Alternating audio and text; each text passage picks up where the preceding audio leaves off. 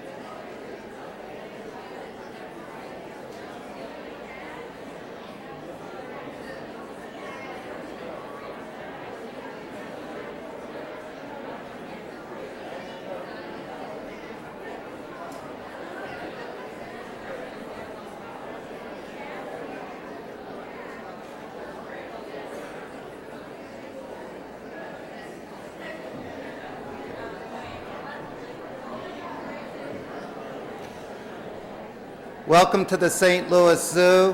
It's great to have a full house for our first science seminar for the 2008 and 2009 series.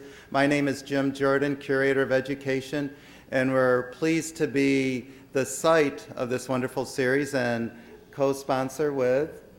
My name is Rose Jansen. I'm with the Academy of Science St. Louis, and we are the nation's oldest, well, we're not the nation's oldest, but we are the oldest science academy west of the Alleghenies. We've been around since 1856. We'd like to just mention a couple programs and then coming up, and then also our science seminar series. So, okay, I think we're finished. So with tonight's topic, I want to call attention that at the St. Louis Zoo in November, we're going to have a small tour of the bears featuring the polar bears and also focusing on global climate change. So if anybody's interested in a tour with our carnivore unit keepers, you can visit our website, www.stlzoo.org, and we have other adult programs. In October and November, we have two programs. One, Mike Masick, the curator of birds who's with us tonight, is going to talk about the conservation efforts that he and fellow scientists at University of Missouri Columbia have done in the Mauritius Islands and Guam. And a lot of you have heard of the brown tree snake and some of the problems that the birds on the islands have faced. So Mike will be talking about those issues and problems and the work St. Louis Zoo has done. And then in November, Terry Honeycutt, who knows our chimp group like her own family. We will have to cut her off after an hour and a half. She can go on for probably 3 hours discussing all of the social aspects of our chimp family. So those are two programs coming up at the zoo we hope you consider coming to. And I'm just going to tell you, for those of you who are not familiar with us, a little bit about who the Academy is. And many of you are Academy members and friends, so you are familiar with us. We're a local nonprofit, and as I said, we've been serving the St. Louis community and surrounding metropolitan region since 1856. We have a long-standing mission to advance the public understanding of science and inspire the next generation of scientists and science advocates. And we continue to celebrate more than 150 years of community service by offering a broad range of free and low-cost public science programming, collaborative seminar series such as this one, and trips and tours highlighting science at venues throughout the region. And you can find more information on the Academy and our community-wide events and programs by visiting the website at www.academyofsciencestl.org, or you can pick up some of our literature just outside the auditorium on your way out. And if you'd like to receive e-notification of upcoming Academy and St. Louis Zoo public lectures and events, there are e-news sign-up sheets making their way around the audience as well. And there is as well a sign-up sheet outside. Tonight's seminar, The Last Polar Bear, Facing the Truth of a Warming World, is the first to a lineup of very relevant and exciting 08-09 Zoo Academy talks addressing topics such as forensics, economics, evolution, engineering, clean energy, and the Big Bang. October features a particularly timely talk with the father of behavioral economics, Dr. Richard Thaler. Based on his recent book, Nudge, Improving Decisions About Health, Wealth, and Happiness, he shares a fascinating and often funny look at how to steer people toward better health, sounder investments, and cleaner environments. So we hope you can join us. That's on October 29th. That's a Wednesday evening here in the Living World Auditorium. And I do want to mention that there is a flyer outside, if you picked one of those up, that is an announcement of an event that we are doing, a public seminar that we are doing with Maryville University called Gas, Jobs, and Justice. I can't think of the rest of it. It has to do with understanding the rhetoric about energy in America. And there's a misprint on the flyer. It says Wednesday, October the 16th. That is also free and open to the public, but it is Thursday evening, October the 16th. Okay. And if some of you are not on our mailing list or have received the Academy of Science Seminar flyer, we have copies of these on the front table as you exit. Pick it up. As Rose mentioned, we have 5 other ones coming up. This program tonight has been sponsored with the help of the Alaska Wilderness League. And tonight we have one of the board members here, Richard Saylor, who's going to welcome you and introduce our guest speaker. So I'd like to call Richard up. Thank you.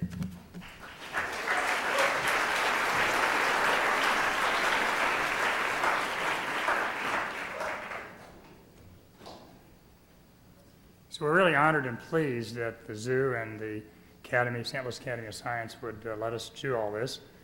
We brought in Stephen Kazlowski. I also want to tell you before I go too much further that my wife, Toni Armstrong, over here, if you'll wave your hand, is responsible for putting all this together. She's kind of an ad hoc member of the board with me. Some of you purchased books on the way in.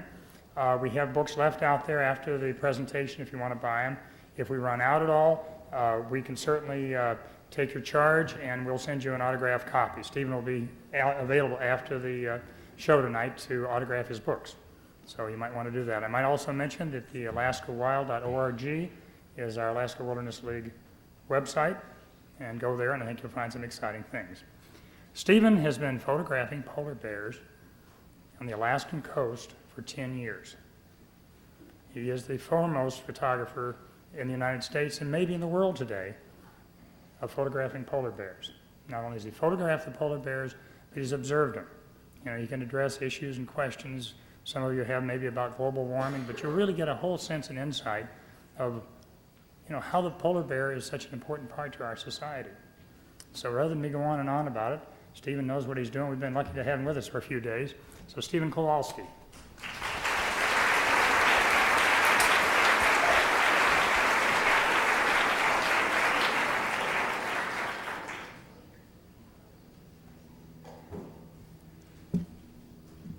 I'd like to thank everybody for coming this evening, and I especially like to thank Toni Armstrong and Richard Spinner for setting all this up and being my host here and being so welcoming to me in St. Louis. I'd also like to thank the Alaska Wilderness League for sponsoring this event, along with the Academy of Sciences of St. Louis, and I'd really like to thank the St. Louis Zoo for hosting us this evening and showing us around and making this room available. And I'd like to thank all of you for coming to take a look at the imagery that I'll be showing you this evening. If we could just turn the lights down now, we can get started. So approximately 10 years ago, I started photographing polar bears on the Arctic. Okay, we're too close. Is that better over there? No good? All right, right there. So Eastern Alaskan Arctic legend has it that Ukaluk the grizzly bear and Nanook the polar bear once lived together in uneasy peace. And they lived on this coastline, and they traveled together, and they kind of tossed and tumbled. And Ukaluk the grizzly bear was a lot more aggressive than Nanook the polar bear. And eventually Nanook got tired of being pushed around by Ukaluk. And the legend has it, the native legend has it, that Nanook struck back at Ukaluk, and they tossed and they fought for days on the coast. And eventually the gentler, kinder Nanook lost this fight and was forever cast off into the sea ice, the coastal sea ice where the continental shelf jets out. And it's lived there for quite some time and done quite well until present day, that the ice is receding so far back in the summer that it's finding itself coming back to land and having to live again with its cousin, Ukaluk the grizzly bear. Polar bears originally come from grizzly bears, and they can still mate with grizzly bears and have viable offspring. So tonight we're going to talk a little bit about this coastline and why this continental shelf area is so important, where it jets out across the land. Once you get past the continental shelf, it's known as is a carbon abyss. The sea drops off thousands of feet, and carbon, which makes up all life and forms the web of life with the ice in the Arctic, which the polar bear is the king of, along with the Inupiat Eskimo people, are quickly changing because of the loss of sea ice, and we're going to talk about that this evening. To give you an idea of where this is, it's thousands of miles from us all the way back, St. Louis, we got it right there, all the way up here. And the Arctic coast is basically a floating glacier, and as it turns and spins and it moves, it pushes ice up into the shallows during the winter and the springtime, and eventually it piles up. And traditionally in the summertime, we've always had ice close to the coast, and this really important critical habitat where the seal is found, and the polar bear will hunt that seal. So to do this project, I wanted to cover all this area, and the light area really shows where the shallows are. So in the Beaufort Sea, the shallow water is about 60 to 80 miles offshore. In the Chukchi Sea, it goes out quite a bit further. But once you get past that, it gets to thousands of feet. So I traveled all the way from Herschel Island to Point Hope, Alaska, over here, 850 miles away. Point Hope, Alaska is traditionally the headquarters for the Inupiat Eskimo people in Alaska. At one time, there was over 5,000 people there. When they got diseases from whalers at the turn of the century, their population in 1 year dropped to about 125 people. Traditionally, they had trade routes with Russia and the Far East for thousands of years that went across the ice. They spoke of wolverines that were twice the size of land wolverines and actually hunted seals. And just lived on the ice year-round, and it's quite an amazing place. And the Eskimos, when you talk to them, their history is almost mythical in some ways. They speak of their shamans that go up to the moon and would have meetings on the moon, and yet they live in this place that is almost like the moon at the same time.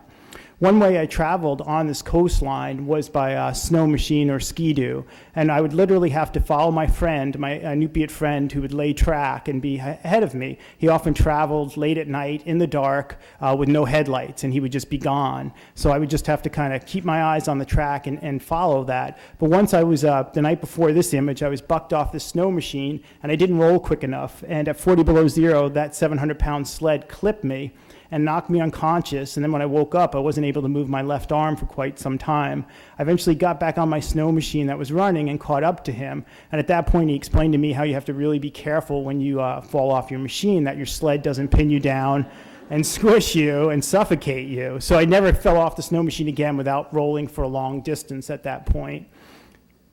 And the polar bears themselves can be quite challenging to get close to. They're incredibly intelligent animals and curious animals. So they often wonder in this situation, why is he looking at me? What is he doing? So after an hour or so of me photographing this female with a cub, she decided to kind of come over and check me out. And I decided to back away at that point and let her check my camera gear out, which she did. She just looked through my camera gear and decided everything was okay. And then she eventually went back to her business with her cub and let me return to my camera to photograph her. These animals are quite amazing in the sense that in some parts of this coast where the mountain literally comes down to the coastline where the ice is, and other parts of the mountains are hundreds of miles away, the polar bear knows how to travel and when to travel and where to go to find food. The first couple of years I spent in this environment, when I started going up to the Arctic over 12 years ago, I thought there's no way, anything can live up here really. And little did I know that there was really so much life. And the polar bear really knows how to get to this life at different times of the year. And this is shore-fast ice. So basically, when that turntable ice is turning, the polar ice, as it hits into the coastline, into the two shallows near the coastline, it eventually builds up and attaches to the bottom to form shore-fast ice. Then in between that shore-fast ice, you have thick pans, and it makes up this amazing habitat in the wintertime and the springtime that the ringed seal is at home at. And the ringed seal will have up to 12 breathing holes at one time, and it'll keep them open all winter, trying to elude the polar bear. And then it'll go to these pressure ridges in the springtime, and it'll have dens where it'll have its pups. And the polar bear has figured out where these animals are in the springtime, and will go there and actually kill these pups and then eat them. And this is when the mother polar bears come out of the den. Mother polar bears being the only polar bears that den up. They den up when they're going to have their babies. All other polar bears stay awake all winter and hunt.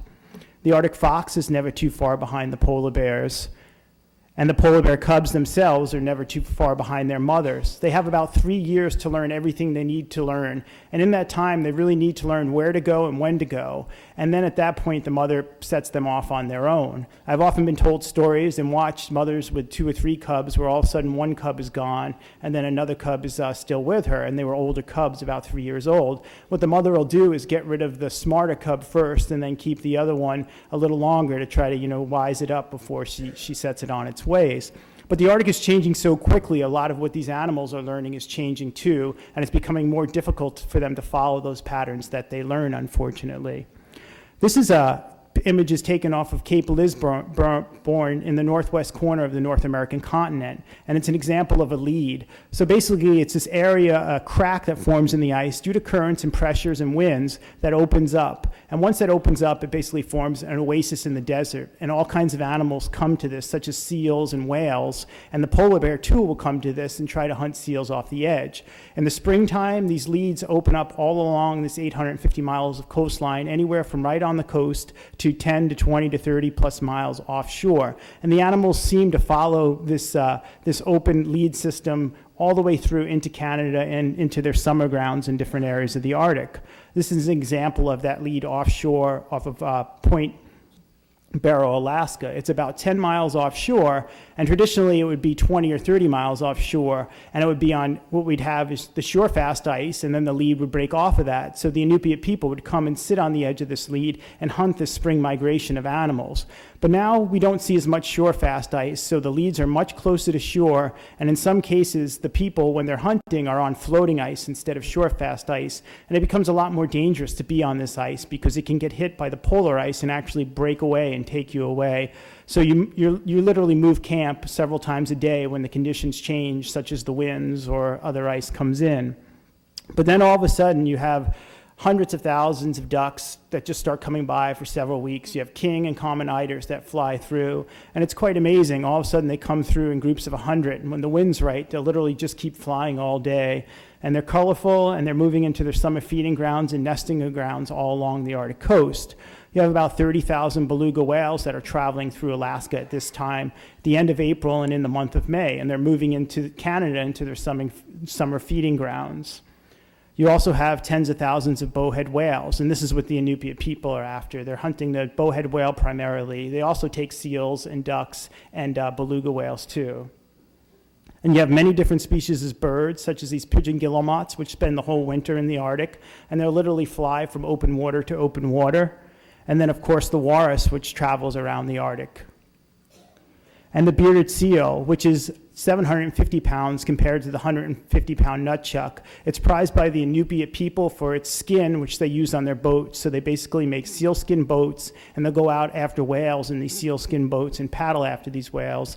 And this spring, I saw a whale turn on a boat and literally lift up 8 hunters in a boat where they slid off the front of a bowhead whale. So it can be quite dangerous and quite difficult to chase these animals and hunt them from these skin boats, and they've been doing that for thousands of years.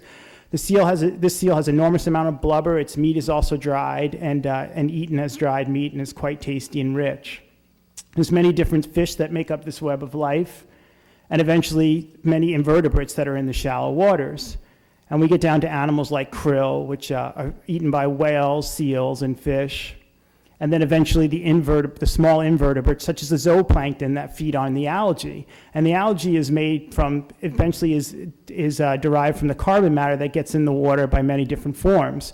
The Arctic coast is a desert, but a thin strip of the Arctic coast, about 10 meters wide, there's all these beautiful gardens in the summertime, many species of flowers. And these gardens are derived from the fog and the moisture that comes off the ice and allows for that little strip of coastline to be wet enough to allow them to grow.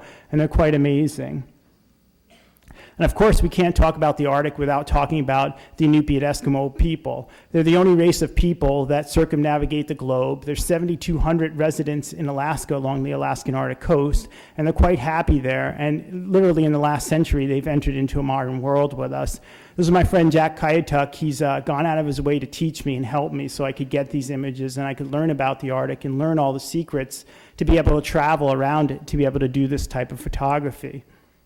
They still go out in the ice in many different places to hunt animals such as seals, and they also hunt many different types of fish runs. This is a she-fish run, and what's happening here is, this is at a Kotzebue. This woman is literally catching one fish after another, and the reason she's doing this is she's catching as many fish as she can so she can give it out to the elders, because as you get older in this cold climate, it gets more difficult to get out. So these people really take care of each other and they really respect their elders. So it's really amazing culture, almost a cross culture in a way, if you will.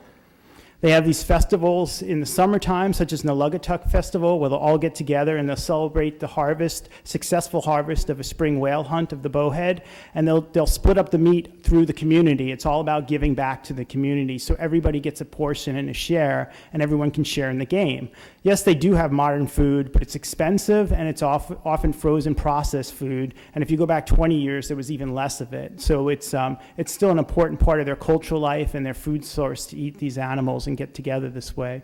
They're quite proud to be United States citizens, as they're proud of their own heritage, and they get together at the 4th of July and have these parades, such as in Point Hope, Alaska, where they decorate all their vehicles, and they have a contest for who has the best decorated vehicle. Traditionally, in the eastern Arctic, this is by the Mackenzie River Delta, they would use wood from the Mackenzie River, and they would build these small homes and literally pack 10 or 15 people in them and live quite close together and stay warm for the very cold winters. In the western Arctic, they didn't have as much wood, so they would take whale bones and rocks and sod and make a 2-chamber home and keep their meat in the front chamber and then live in the back chamber. Up until 1972, this home was lived in by an older woman. Prior to the 50s, there were these homes all over the Arctic coast that were lived in. So it's just recently that there's been a shift. And when you talk to elders in their 60s, 70s, and 80s, just about all of them grew up in these types of homes. To give you an idea of what's going on in the Arctic, basically this red edge shows you where the summer melt would go back to. So it would be quite close to the Arctic coast of Alaska. So you'd always have pans of ice all summer in the shallows where the seals were, and the polar bears would travel in these areas. The ice has been getting thinner and thinner for over 50 years now, but now the surface ice is so thin that it's starting to pull back. And last year we lost 1 million more square miles of ice than ever before, surface ice. That's the size of California and Texas put together. This year is right behind last year, and the year before is right behind that, 2005, and 2006 was a little bit better. But at the end of the day, the ice is getting thinner and it's pulling back. And the polar bears are programmed to stay on the ice. So 90% of them, they believe, in Alaska are staying with the ice, getting extremely far offshore. And this is making it difficult for them when they're either trying to break to shore, or if that ice breaks up, it tosses them in the sea. And they literally might have to swim hundreds of miles to any more ice, which they're really not designed to do, especially the cubs. So this gives you an idea what it was like, the average 2005 and 2007, and 2008 almost matches 2007. So the Arctic is changing tremendously fast. And I say I've only been going there 12 years and 10 years with polar bears. I mean, I can see the huge changes. So it's happening season to season now. This image is from Point Hope, Alaska, and it was taken this spring. What's so important about this image is that this is the Chukchi Sea in early March. It's 30 to 40 below zero, but that ice was so thin that over 100-mile-an-hour windstorm ripped the ocean wide open, wider than any of the elders can remember it ever being, and wider than any of the scientists have ever seen it from their helicopters. So with thicker ice, that normally wouldn't happen, but now since the ice is forming later and isn't quite as thick because it's not as cold, these storms are literally ripping the ice open, and they're making it harder for ice to form. So it's you have the ocean rip open, you have the water-absorbing sea light, so it gets warmer. It takes longer for it to freeze up. You have the wind ripping the ocean open again. And then when that happens, the ice doesn't get as thick again when it freezes up. So it's just an exponential problem that's growing in all kinds of directions. 2 years ago, in 2006, a big piece of the polar ice cap broke off and slammed into the coast of Alaska. And I was able to see what summer conditions were at that point in time. And this is how it's supposed to be, and traditionally was in the summer. You'd have pans of ice, and the polar bears would be able to swim from pan to pan. There'd be seals on these ice floes, and they'd be able to hunt.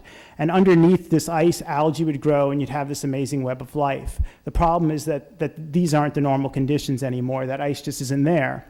And when you take a boat into this environment, it's truly amazing. It's like you went out onto the moon, basically. You move into this fog, and you look in the water. You see all these invertebrates. You see fish, seals, and you see polar bears moving through the fog on the ice. And you're looking at this ice that's taken many years to form. It's quite a special environment. But that ice is disappearing and not there in the summer. Last summer, by early August, that ice was gone, and polar bears were having to get on smaller chunks of ice and either having to break far offshore for the polar pack or go to shore, which a small percentage were doing. And basically, when they go to shore, they just have to sit and wait, unfortunately. And they can't hunt seals in the water because they're not quite as quick as seals, unless they get lucky and find a seal that isn't that bright and swims up to them and basically gives itself to them. So they really need the ice, and the seals aren't hauling out on land, so they're not able to hunt the seals on the sand spits, unfortunately. So this is what we're seeing. And this year when I went up to the Arctic in the summertime to photograph, and I go all different times of the year to try to really understand what it's like to photograph all the different times of this environment going on over the course of a year, I was up there in late July, and there should have for sure been ice, and the ice was gone. So the ice was gone a month earlier in the same place I was the year before. And that's because it's just thinner and it's melting quicker, unfortunately. And we're also seeing erosion on the coast. We're literally seeing these gardens just kind of melt and fall into the water. And traditionally, when you speak to elders, there was no erosion in the 70s and prior to that. And in the 70s, there would be huge freshwater glaciers too, and they disappeared soon after that. So there's transitions that have been happening slowly, and now they're really starting to pick up. We also see the release of methane gas as this permafrost melts and gets eroded. Supposedly, that might be a bigger problem than CO2 at the end of the day and increase global temperatures even more. We even see chunks of island, which 10 years ago I didn't see. 3 years ago, I didn't even see chunks of this island falling off. So this is a totally new phenomenon now that's happening every fall. And then when we take a look at the town of Barrow, which has about 3,000 to 4,000 residents, it's at sea level. So you remove all this coastal ice, you throw winds and melting permafrost and rising sea levels into the picture, and eventually these coastal people have to be moved. In Shishmaref, Alaska, there's already an evacuation plan for that village that gets into the billions of dollars. You look at this on a global level in the Pacific and all coastal nations and what have you, it's going to be tremendously economically difficult for countries to deal with this and to handle this. And this is what appears to be coming down the line right now. So as there are that many residents in Alaska, there are about 4,000 or so polar bears on the Arctic coast. And doing this book project, The Last Polar Bear, I wanted to try to photograph a polar bear denning and in all aspects of its life. So I traveled with my friend Jack to an area he thought there were dens at, and we traveled in November. A polar bear has what's known as delayed implantation. It'll get pregnant in the springtime, then it'll wait to the fall time, and they'll matrilineal, so they'll go back to where they were born with their mothers, and they'll try to make a den in that same area. So what this is a mist digging. Basically, this shows you what her den would look like. She tried to dig a den here, but it just wasn't the right conditions, and that's about the size of it, except there's no roof on it, of course. So we tracked her a little further down the side of the hill and eventually found a coop where she had gone in and made a den. So at this point, when she goes in the den, I took these images and we marked the spot, and then we got out of there, hoping to come back in the spring and photographing her emerging from the den. She'll settle in here, and she'll go into a month-long pregnancy. She'll give birth to 1 to 3 cubs that are hairless and that can't see. They're 1 pound to 1.5 pounds and completely dependent on her. And she'll take care of them in there until about the middle of March to the middle of April, and then they'll come out when the seals are pupping on the ice and go hunt seals. So we returned at that time of the year, and it was in early March that we returned because we weren't sure when they were going to come out. We had temperatures of 40 to 50 below zeros, and we have winds that eventually got up to 80 miles an hour. My friend Jack went back to town, and on his way back, his snow machine broke down, and at 40 below zero and into the wind at 30 miles an hour, he had to walk 30 miles home. It took him 2 days, and he wanted to go to sleep constantly, but he knew if he did, he would die. I was coming out of the tent 10 minutes a day then. It's just amazing how tough these people can be and how dangerous this environment can be to travel around. But eventually we built an igloo closer to the den, so we tried to have her camp a little further away because we thought we could outsmart the polar bear and she would never even know we were there since we were all in white. So eventually we got it all arranged, and then the storm really blew up. And this is what I heard for 19 days. You're trying to figure out how to keep your tent pinned down and what you're going to do if your tent rips up. And you're, of course, wondering what the heck you're doing here.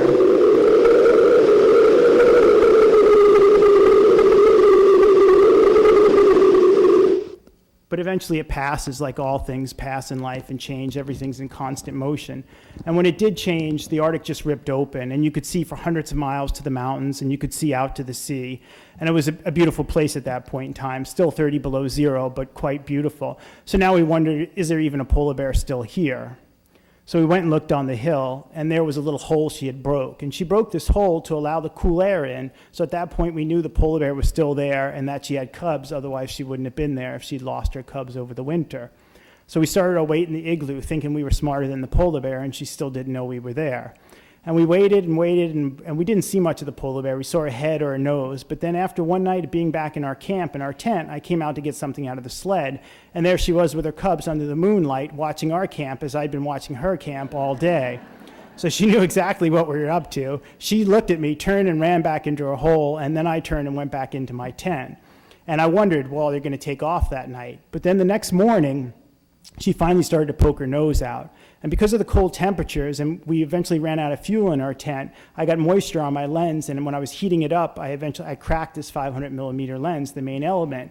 But luckily for me, Nikons are good lenses, and I was able to focus through the crack. But of course, I was wondering, is my gear going to even work at this point? But then this bear started sniffing, and then you could just feel like it was going to happen. And then she came out, and she slid down the hill to us, knowing we were there, but we were in our igloo, and she was okay with us. But she definitely gave us a look like we better stay in the igloo. And the cubs were very close to her. And the best way I can explain it is these animals were like piglets running around and all over the place, 100 million miles an hour. And it was quite amazing to watch it. She has to keep a close eye on them. Grizzly bears, possibly male polar bears, wolverines, wolves, or fox will try to come by the dens and even take a cub if they can get a chance at it. The cubs are, of course, oblivious to this and just running around wildly and having a good time. But she's always thinking about, what she needs to do, which is restore fat layers and keep an eye on her cubs. And she's constantly talking to them, pulling them back and keeping them close to her. But eventually they float away, and then eventually she calls them back over, and she has this rich milk, some of the richest and fattest milk in the world, that the cubs have been utilizing all winter to grow and be able to come out in these temperatures. And then, of course, she's just constantly thinking, she's sniffing the north wind, thinking about the seals and thinking about it's time to go. Eventually, she ate some grass one morning after a couple days, and then she headed out into this environment of shore-fast ice and pressure ridges and open ice. Now, polar bears are having more problems, young cubs surviving, possibly because we don't have these huge pressure ridges anymore and then these big flat pans. We're finding is lots of jumbled ice that can go for miles, which is quite difficult for a little cub to follow its mother at 15 or 20 pounds. And then we decided we'd check inside of her den. And it was a pretty amazing den, this den, because it was a multi-chamber den. So she was in a drift, and as the drift moved in the winter, she kind of moved up on the drift. And she would make different tunnels, and the tunnels would collapse, and then she'd have another den. So this was the den they came out of, and they stayed underground the whole time. And you can see all the claw marks, and that's from if you've ever been in a snow cave or an igloo. Eventually they'll ice up in the inside. At first they're a nice warm place, warm being right around freezing, and all the moisture is absorbed inside the snow, but eventually the inside starts icing up and that moisture bounces back at you and they become a really cold freezer. So she'll scrape that ice off of the walls so the cubs can stay nice and comfortable and she can stay comfortable in there, and the moisture will be continually absorbed into the walls. And then there are different dens, just like people live in different homes, animals live in different homes. And this den is more of a single-chamber den, like a cave.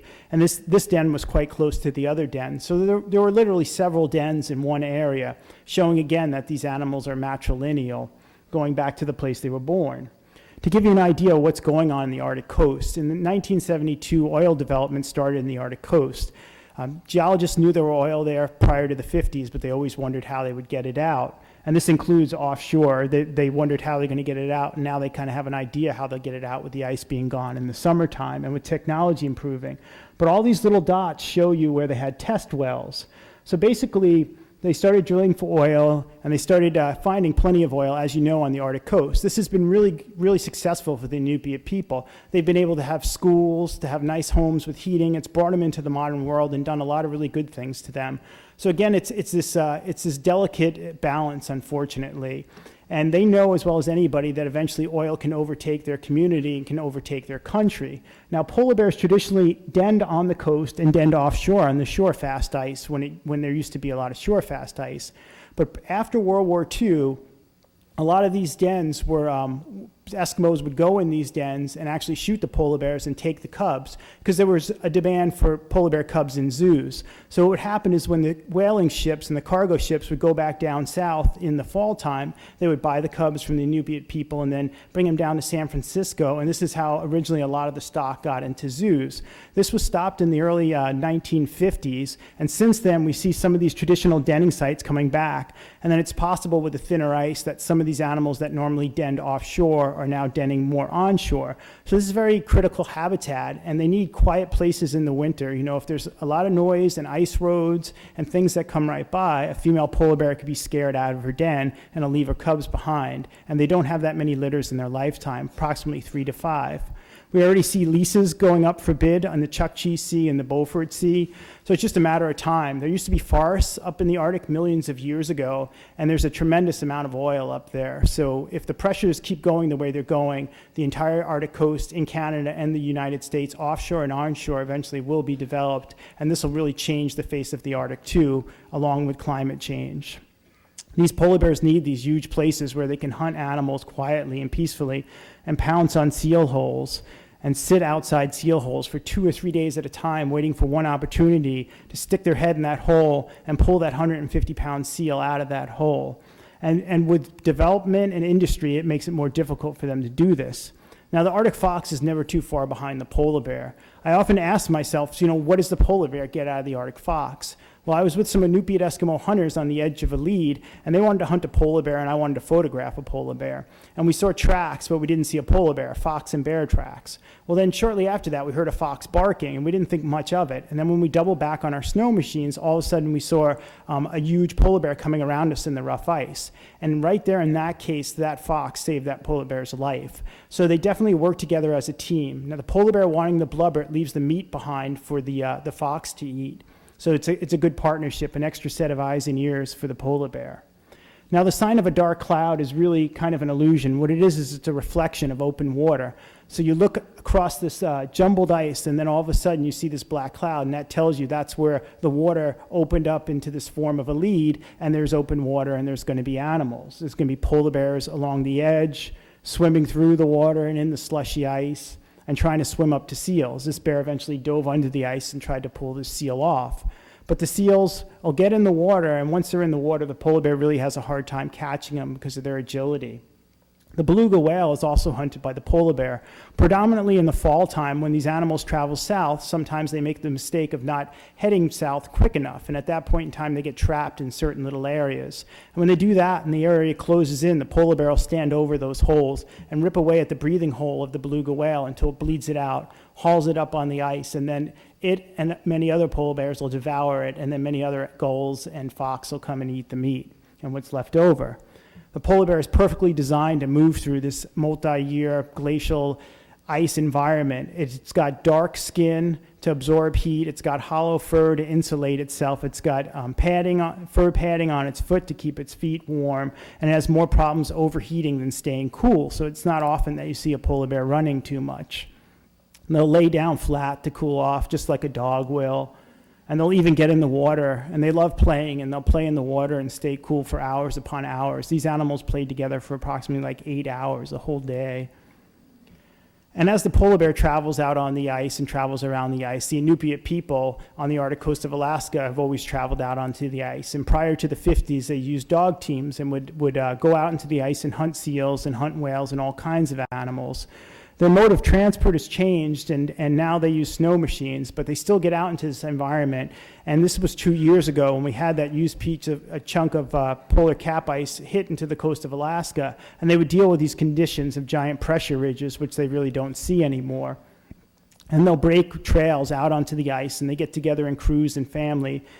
And I've been lucky to be adopted by some of these different groups of folks that go out and hunt in these different crews and go out on the edge of the ice with them.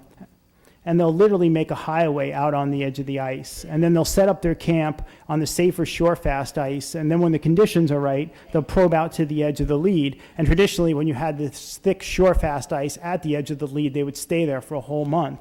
But with the conditions not being that anymore, they have to be quite careful, and they always have to be ready to pull camp back. But when the conditions are right, they'll just pitch their camp, and they'll hang out as a family and friends, and they'll sleep on skins, and skins are quite warm to be on in this cold environment, and be quite comfortable and be in this amazing place that really, really is quite foreign to myself and to people from the outside. And they'll celebrate under the midnight sun with the moonlight, and they'll wait for the animals. And then the animals will come, and they'll come right by your face, and it's pretty amazing when they come by. And then again, they'll wait. You know, all things wait in the Arctic. I can spend about 80% of my time waiting. The Inupiat people spend that much time waiting for weather. The polar bears wait. Everything waits to travel. And then when it's right, you have to know where to go and when to go. And the polar bear will just sit there and wait for the opportunity for a seal. So they're almost like a Zen creature of the Arctic, if you will. They're not these super aggressive animals in a lot of ways. They're more of a gentle giant, but they are extremely powerful and dangerous at the same time. But often when you wait, conditions aren't what you expect, and such as this, the polar pack ice is coming into the edge of the lead, and this Inupiat hunter is deciding that it's kind of dangerous and it's time to pull back. He's wearing polar bear gloves. Polar bear gloves are extremely warm, 50 below zero, no problems. Your hands stay nice and toasty. So the skins still play a big part in their lives as far as, utilization and getting out into the environment, some of the best clothing you could ever have. But sometimes when that polar pack ice comes in and sits there on the edge of the lead, the conditions are such that the current stops and you're able to open a little hole. And by doing this allows for seals and maybe a small whale to come up that they can try to hunt. The polar bears try to utilize the constricted open water the same exact way, and will wait for an opportunity to pounce on an animal. But then the lead will open up again, and the hunters will go back out. And the conditions will be such that they'll listen for the whales, and eventually the whales will start coming by in small groups and pods. And then eventually a harpoon with an explosive in it will be thrown, and eventually a whale will be killed, and the community will come together as a whole and pull this whale up onto the ice. And this is getting more difficult as the ice is thinner now. And this whale had a harpoon tip in it that dated back to the yanking whaling days of 1878. So these animals is believed can get up to over 200 years old. And it's really a gift to the community. The whole community feeds upon this animal, and it's quite nutritious to them. And they'll literally pull it up with a black and tackle and a pulley system and do it by hand. The eyes, they can date the eyes to have an idea of how old they are. And the eyes are quite beautiful to me in a way, I thought. And then the whale will eventually be butchered up by the community. Now the blubber is left behind, and it used to be rendered into like a dipping sauce and into fuel. And the blubber is then utilized by all the animals. So then all the people go back to their crews and continue their hunt. And then birds such as the ivory-billed gull, which is disappearing in the Arctic right now, start coming to these sites. And they don't know exactly why it's disappearing, but the Arctic is a very difficult and hard place to study. And then the polar bears will come from the shore-fast ice. They'll swim across the leads, and they'll gather on these sites, and they'll gorge themselves, and in some cases gain hundreds of pounds and become enormous. And at this point, they're pretty good at floating. And in the summertime, with the loss of that coastal ice, it's more important that they get, this type of blubber on them so they can make it through the long summer without being able to hunt on the ice. And soon after that coastal ice starts to melt. And there are many different species of animals, such as the polar bear coming to shore. There are many ducks and birds that'll nest on shore. And it's at that point in time that they're starting to have problems too, when this summer thaw is happening and this coastal ice is pulling back. We have many species of stellar eiders, king eiders, and spectacle eiders that'll all nest on the shore. And as they do that, they nest on the ground. And the desert being the Arctic being a desert, and we're starting to get more rain up there, these nests are going to start having problems with flooding and what have you. And there's also the pushing of species northward, such as red foxes into Arctic foxes territory, which makes it more difficult for these birds to be able to survive, because the red fox is quite a bit bigger and more aggressive than the Arctic fox. And then we also have other areas of the Arctic that aren't flat and have these huge cliffs and what have you right on the coastline. And you literally have tens of thousands of thick-billed and common murres that nest on them. And until a few years ago, the Inupiat people would traditionally go to these areas and they would harvest the eggs. But now, since it's gotten so warm in these areas in the summertime in the Arctic, we're seeing more and more of these cliffs kind of falling down, these nests getting destroyed, and it getting too dangerous to take these eggs.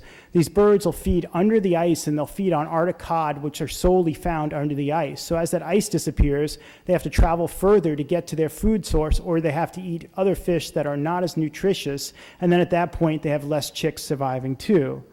Now the walrus, which travel up into the Arctic in the springtime, you have cows and calves that'll follow the edge of the ice all the way into the Chukchi Sea and into the western Beaufort Sea, are very ice dependent. They use the ice as a floating home to sit and rest on, and they also travel on it to get to different areas of the feeding grounds in the shallow waters, where they'll feed on benthic organisms such as clams and mussels and different bottom feeding worms and what have you. So when this ice is gone, these animals are having to haul out on shore in the thousands. We've seen this on the Russian side and on the US side. Literally, we've had thousands of animals get out on both sides last year when the ice disappeared from the Chukchi Sea.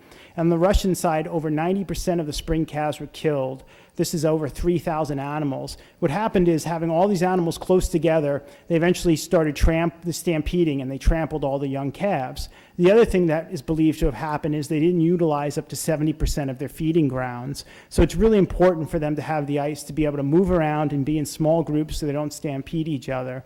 And this is going to be a big problem for these animals in the near future. Doing this project with Braided River Books and the Mountaineers, I was able to partner with them and do some really difficult photography, and partner with groups like Alaska Wilderness League and Sierra Club, and get the kind of funding I needed, because it's very difficult to make a living at this and to make enough money to actually go out and take the pictures. It was over $500 an hour to do aerial photography, never mind find a pilot that was willing to fly 20 to 40 miles offshore in a 206 with a door off, so I could photograph this environment, so I could bring images like this back to you to show you that polar bear cubs traveling from ice floe to ice floe use their mother to travel on almost to get to that ice floe. Never mind put them in open water for hundreds of miles, where they eventually get separated and then possibly could drown. And what I see in an area that I photograph polar bears in the fall out now is that this fall only one spring cub showed up. Prior to that, we would always have 10 or 20 spring cubs. So it's obvious that there are changes going on, and we're starting to lose animals now. But it was through this partnership with Braided River Books and through support through groups like Alaska Wilderness League that I was able to do some of this more expensive photography and show you that the polar pack ice is basically, a multi-year ice environment, a floating glacier, if you will. And that when the seals come up through these holes and rest on the ice, the polar bear can get access to them, whether they're the ring seal, the nutchuck, or the bearded seal, the 750-pound ukaruk. And the whales will even utilize these areas where there's all this rich invertebrates such as krill and what have you to feed upon and come up through the holes. And this image really shows you how these animals love to be close together, and they'll use this as a floating platform. And when scared off this, they'll just dump into the water in all directions, not stampeding themselves, and also being able to utilize a lot more of their feeding grounds at the same time. But now, because of the way we're living down here, since the Industrial Revolution and the way that we're really living as a world, basically it goes back to population. There's only so many fish you can get in the fish bowl, and the way that we're using our fish bowl, the polar bear is starting to pay the price in its environment, unfortunately. And we're starting to see really losses in this summer ice and it disappearing. So when I set out last summer in a boat to photograph this environment, thinking I would have 3 months to photograph icebergs, I literally had about a month and a half, and then the ice disappeared, turned upside down because it was so thin, and melted away. So the polar bear that is so perfectly designed to climb right up this multi-year ice, straight up these big icebergs, And to be king of this environment is getting tossed into the sea where it's no longer king of the environment. The environment's literally, the platform for the environment is literally melting away under it. And we're also starting to see skinnier bears now, and we're also seeing more bears on shore dead. I mean, it's not that bears didn't starve before and bears didn't die before, but it's just becoming more of a common thing now because they're having more trouble surviving. We also see a lot more industry in the Arctic, whether it's tourism or scientific research, and eventually it'll be oil development, and then someday it could possibly even be cargo ships because it's a lot quicker to go from the Pacific to the Atlantic or vice versa. And we already see development offshore, even though technically this isn't offshore. This is off of Prudhoe Bay, and they'll build a road, and they'll build an island then, and they'll actually drill for oil a little ways off the coast, and they'll build actual islands themselves that don't even have roads, other than in the wintertime when they'll make ice roads out to them. And then the polar bears that are on the coast are finding themselves more in industrial areas and possibly can have more problems, and at that point get shot. So the polar bear is also being studied more at this point. And you can only collar a female polar bear because that has a pie-shaped face and its bone structure is such that a collar can sit on it. A male polar bear's head is much more pointed and a collar will actually slide off of the animal. So in the springtime, they'll collar and tag these animals. They'll tattoo them and take a tooth, and then they'll set them about. And the collars are supposed to be loose enough that if the animal gains a lot of weight, the collar actually stretch or pop off. It's supposed to have an extra link. The Inupiat people always told me that this wasn't the case. They've often gotten polar bears with chafed necks and bloody necks, but in my 10 years, I really hadn't seen it until last fall. Then I saw about a half dozen polar bears that had extremely tight collars. So these animals are not only getting it from the way that we live down here, but in some senses, they're getting overstudied and getting it, they're getting it double ways. They have it coming from both directions, which is kind of sad in a way. So this animal, as beautiful as this picture looks, with a polar bear on a sand spit under a full moon is kind of sad because this animal should be on a floating iceberg at this time of the year, not sitting on land. But because these animals are on land at certain times of the year, I'm able to observe them for hundreds of hours in certain locations. And a couple weeks prior to this, when I was trying to work in the ice, just before the ice was gone, I hadn't seen a polar bear for weeks, and it was really bad weather. And eventually there was a 1,500-pound bear in our boat, and we scared that bear away. It was about 30 feet away. It was the size of this larger bear right here. And then knowing that these animals are friends with each other and have a social environment together, watching them over the years, I was thinking there's probably another one coming. But eventually I was so exhausted I fell asleep snoring away, and then all of a sudden I felt a paw on my head and my shoulder. And I woke up yelling and screaming, and it was a smaller polar bear like this one here, and it was just kind of checking me out. And I screamed and yelled and opened the tent window, and all I saw then was the butt of the polar bear shaking in the wind as it dove back in the ocean, and luckily for me, swam away. So they really enjoy their time together, and this was something that I didn't know before. I thought they were very solitary animals, but it makes sense that, since all the other animals seem to move in the Arctic, that the predators would follow the prey that way at different points. They're almost a nomadic tribe that move around and come together and break up in different areas of the Arctic. And these are large males, which are quite shy and difficult to get near, and you can see how their head structure is a little bit different than the females. And this is a female with cubs that also shares the same sand spit. And then these animals are very curious and will swim up to you. There are accounts of the whaling days where whaling captains shot 10 or 15 polar bears at one sitting, where the polar bears would see their mass, smell the rendering blubber, and come up to the ships. So they're very curious animals, and especially the young ones, until they get to about 6 or 7. And then you see them in these groups, and you often hear about adult males eating young. And I'm not saying that doesn't happen, but they also can get together and be together and play together. And I've seen cubs that are unrelated play. I've seen mothers that'll let their cubs play with other adults. So there's definitely a sense of young and offspring and cousins and friends visiting, and just like people do, and enjoying each other's company on a very intelligent level. But on the coast, there's not much they can eat other than any carrion that's either been left behind by hunters or washed up in the beaches. And it's at this point in time they come back into contact with their old nemesis, Ukaluk, the grizzly bear. And the grizzly bear on the Arctic coast is a much more aggressive animal. It wakes up in a frozen environment and it actually chases caribou down and hunts caribou. So opposed to sitting by a seal hole for days, it's running after things. So it's a little more hardwired than the polar bear. And I don't get nearly as close to these animals, and I'm not nearly as comfortable around them. And then eventually the grizzly bear at points will take over these sites and go away and allow the polar bears to come back, and the polar bears will come back. But this image is of an odd-looking polar bear to me, and it's possible that this is a crossbreed between a polar bear and a grizzly bear, but without DNA, I wouldn't have definitive proof. It's nothing new. I mean, we've always had mountains that have gone down in the Arctic coast, and grizzly bears that have lived in those mountains have always utilized the springtime, just as wolverines have and wolves and fox. When the seals pup and travel out in the ice and get lost, all these animals will come off of the terrestrial environment and go onto this frozen ice environment and take advantage of this. This also happens to be mating season for grizzly bears and polar bears, so it only makes sense in certain areas of the Arctic that these animals from time to time would mix. When these animals mix, it's believed that whichever one is the mother, a polar bear or grizzly bear, that's how the offspring would be raised. And these polar bears can get very aggressive at times with each other and need to be respected, and you really need to try to keep your distance at certain times and listen to what they're saying and know when it's not right to get close to them. And they have, a lot of power in their punch. Young cubs will snap at their mothers just like children will go to their mothers and think that they can push their mothers around and do what they want. And then the mothers are all too quick to, put them back in their place and let them know who's boss. And then all is forgiven, just like with children and mothers eventually. And then the polar bears will go back to playing and enjoy each other's company and back to their lessons of life. But on the Arctic coast in the fall time, they really just have to wait for freeze up now. And until this ice freezes. But as soon as this ice starts to freeze, these animals literally get back in it and are trying to get on it.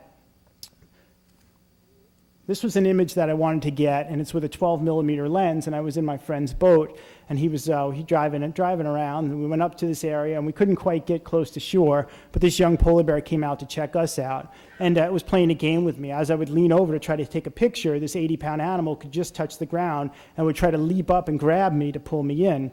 So I quickly got this picture and then got out of there. But to me, visually, it explains what's happening in the Arctic. It's, the ice is disappearing and the polar bear is losing the ability to be on this ice, so it's losing its coastal environment. But sea ice bends, it has salt in it, so it allows it to be very pliable, opposed to freshwater ice, which is very brittle. These animals will distribute their weight so they can travel on it within a couple days of it freezing up. It can be extremely thin when they do that. The cubs will take advantage of anything they can find, such as seagulls, to try to attack them and play with them and practice their skills. Adults will often get together and enjoy each other's company and greet each other and play a little bit. And of course, they'll continually come up to anything that's odd and different and check it out. And this young cub wanted to play with me, and again, I was ready to back away, but I'd been playing a game of tag with its younger sibling. The mother at that point was further away feeding, and she seemed to be all right getting rid of them for a little while because they're quite a lot to handle.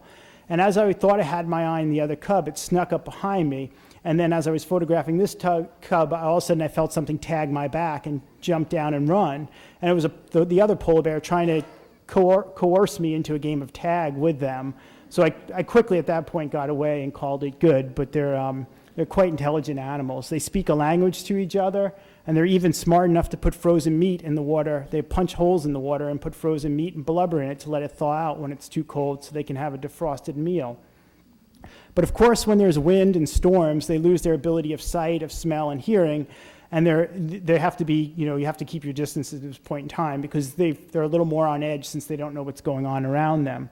But I often wonder what this animal thinks, getting up to 1,500 pounds, travels through the Arctic nomadically. I mean, it's quite an amazing animal, and what its future is in the years to come in our world. They eventually sniff the air and know it's time to head to different areas, say goodbye to some old friends, and then eventually slide away onto this coastal ice environment back into the frozen world they belong, and all that's left behind is some footprints in the snow. So if you enjoyed this show and you enjoyed coming, please do support this work and buy a book or take a look on my website and purchase something. This is literally how I get by, kind of hand to mouth. It's a difficult profession. If it wasn't, for the support of a lot of groups, such as Alaska Wilderness League, that's been a big supporter of this event, the Science of Academy of St. Louis, and many individuals in the Arctic and out of the Arctic, I would not be able to bring things to you and talk to you about being a more informed voter, use energy wisely, save on gasoline. This is a problem I believe we can all fix, but we have to break it down to an individual level. Then we have to work together as a group nationally, on states, and then eventually globally. I mean, we really do live in a fishbowl. Our population is growing enormously around the world, and if we don't get a handle on this, not only is the polar bear's world going to change, but our world's going to change too. If sea levels eventually rise 30 feet, and eventually we lose things like the honeybee, it's just a matter of time before there are big changes in human populations and us in the world, unfortunately. Again, I would like to thank such groups as the Campion Foundation and Alaska Wilderness League, and I'd like to thank everybody for coming tonight. And I'm very thankful you all came, and I hope you enjoyed the show.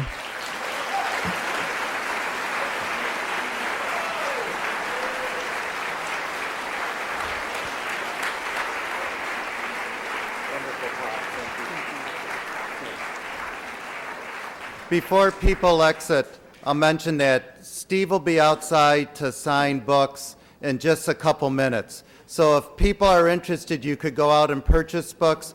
He'll wait here for just about 3 minutes, and then he'll make his way out, and people could visit him at the table. So thank you for coming. Drive safely, and hope to see you in October.